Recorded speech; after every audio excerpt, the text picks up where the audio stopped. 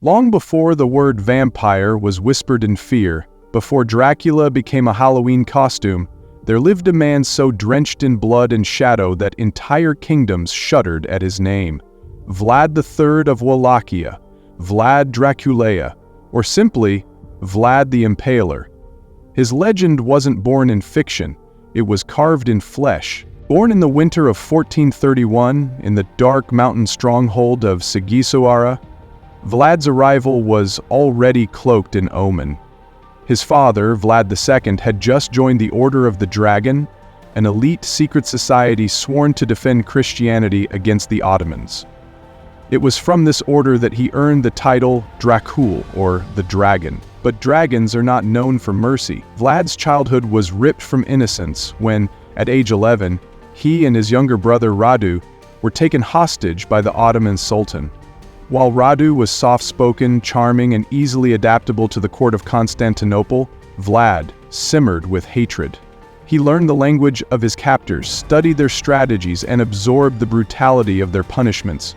He saw men flayed alive, prisoners beheaded, cities burned, and he remembered every moment. When he returned to Wallachia years later, it was not as a boy but as a viper prepared to strike. The throne of Wallachia was unstable. Kings came and went like whispers in the wind. Vlad would change that. He didn't want to rule, he wanted to dominate. And the people would not forget who wore the crown.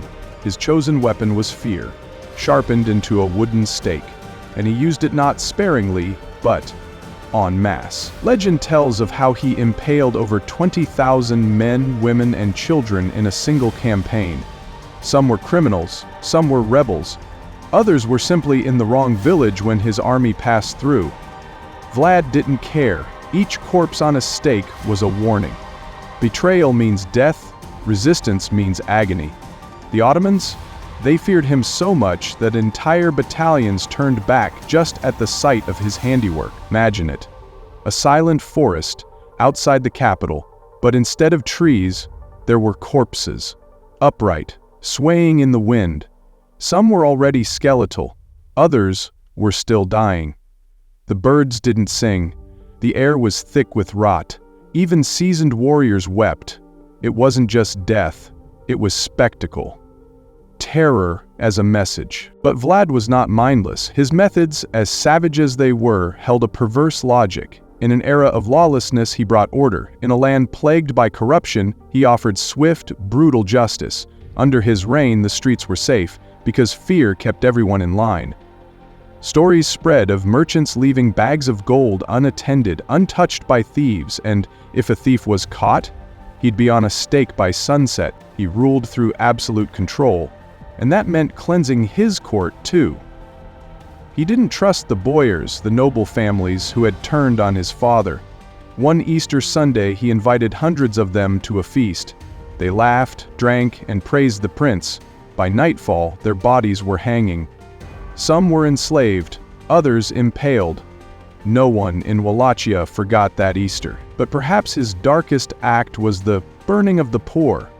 Seeing poverty as a burden on his kingdom, he invited the sick and beggars into a great hall under the pretense of offering aid.